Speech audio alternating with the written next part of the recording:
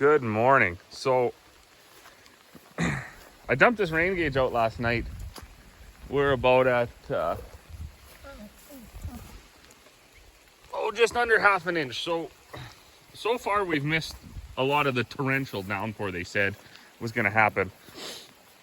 I left Marvin out because he was all dusty from being parked at in the neighbor's shop, and he could use a nice rinse. A nice rain like this, there's no better way to wash a machine. I gotta hand it to everybody. So on our farm, it's my mom, my dad, my wife, myself, and my 2 kids. That's it. We don't have any hired hands. And we crushed it the last 2 days. Our wheat was looking really nice. I sent a picture off to my cousin who knows a bit about grain. He said, oh yeah, that looks definitely like it's gonna be number 1. So you're gonna wanna get it. Now, not that it always happens, but if you get weather like this, you can start to lose quality in grain. So you go from number 1 to number 2 or to number 3 wheat. If this stays, or if it knocks the wheat over, or if it turns to snow, which it shouldn't in August, but if it turns to hail, you can end up with a real problem in the grade of your grain. So we wanted to get it off, and we did. They got the whole 400 acres, and we're really excited about that.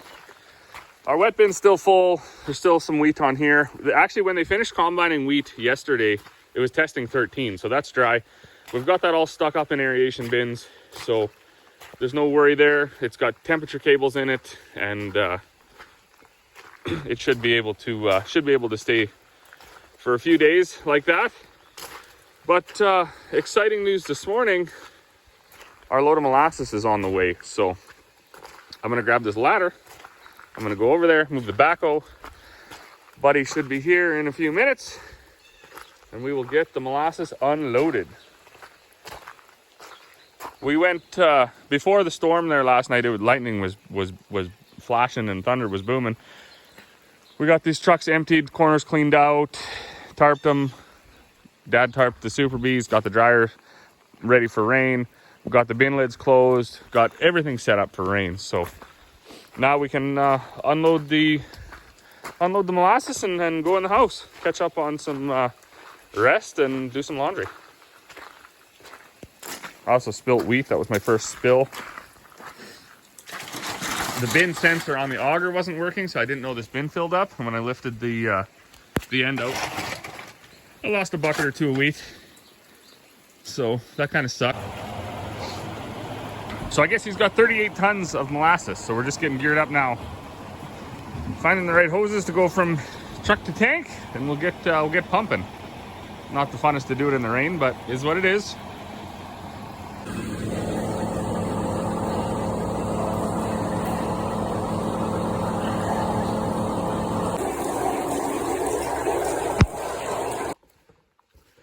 Good evening. So I'm just putting together some extension cords so I can reach over to my molasses tank farm, I guess you can call it. But I thought I would ask the people that watch this a question, maybe they can answer. Why is there so many different electrical fittings? Like, it's unbelievable. So the crazy thing about this is this one says 20 amp, 125, 250 volt, and it's got 4 things. And this one here points outwards. And this one actually says, where is it there?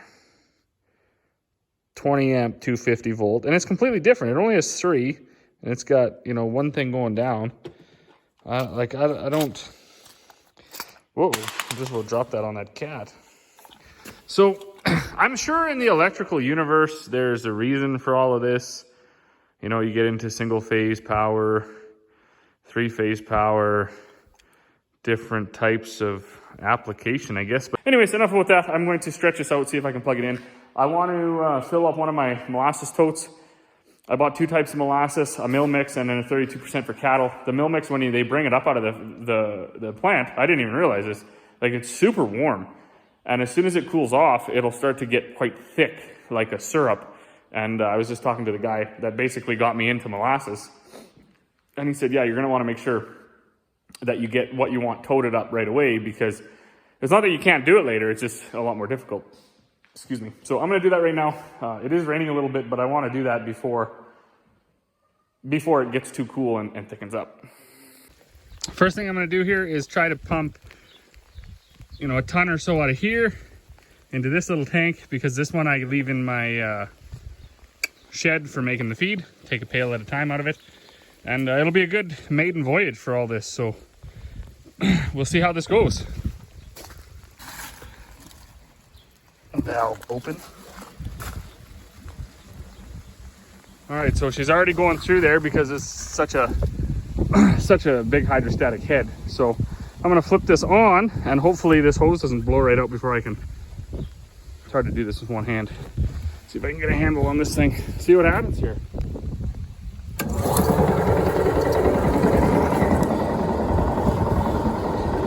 Is it pumping?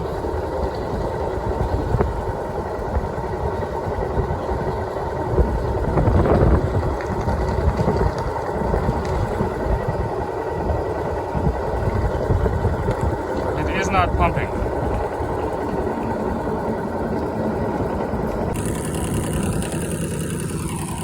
Okay, so my first fear is confirmed. So when Corey bought this hose, she got a hose for in the winter that won't stiffen up.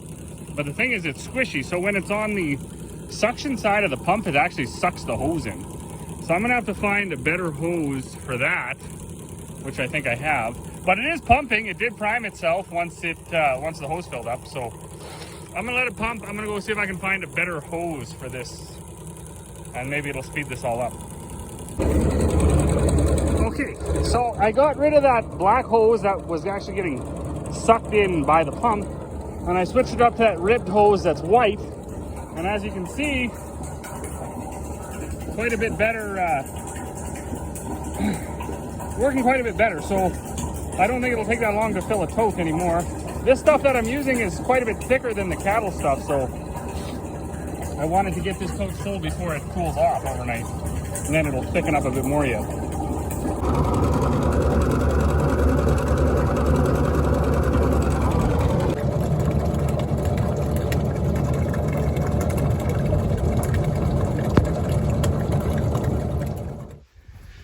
Good morning. So we got what? We got like an inch and maybe 8/10. Way too much water. Like any benefit from the rain is long past. So for the pastures, for the hayland, for all that stuff, I mean, we're already done. Farmers are the crops are ready to be harvested. The cowboys, they've already baled their hay, and the pastures, well, they've already been, you know, trampled down by the cattle. This will help for next year, but it's too late for this year. So anybody, the newspapers and stuff, they're just rattling me like, oh, you know, much needed rain. And yeah, not for this year. So this year is already a disaster. The cowboys are going to have a long road ahead, because if they weren't covered from last year with some feed, so if they weren't covered this year with last year's feed at all, they're in for a world of hurt, which sucks for them. We even our rotary combine, we're dropping straw behind that. We got a guy that's baling it all. He baled it all last year, so definitely doing our part, I guess. There's some math and some science behind it about, oh, should you drop the straw? It's better for your land, blah, blah, blah. Well, you know what? That kind of all goes out the window.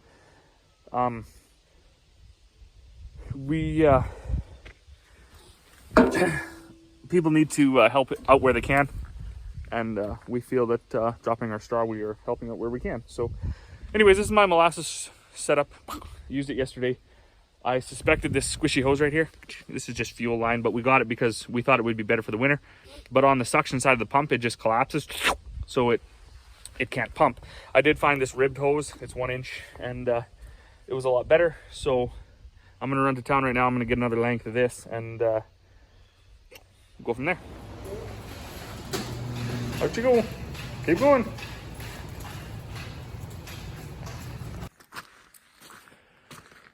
Oh, but it is, what is it? It's 8:15.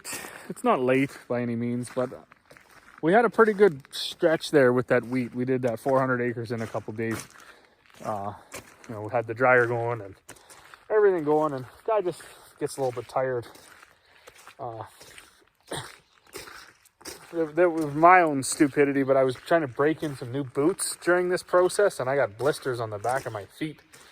And so I switched into my town shoes yesterday. But around here, we put a lot of 1-inch gravel down. Like right in front of the shop here, we put 3/4-inch crush. And out where it's a little bit wetter and where we drive the bigger machinery, we put 1-inch gravel. And holy smokes, if you're just wearing your town shoes with, you know, that's hard on the feet. It's unbelievably hard on the feet. So I'm going to go in, I'm going to have a shower, and I'm going to make myself some supper. To all the new people, we kind of had like an explosion of people here over the last 24 hours. Thank you very much for tuning in. But as always, for those who are watching, thank you. Very much appreciated. And we will see you all on the next one.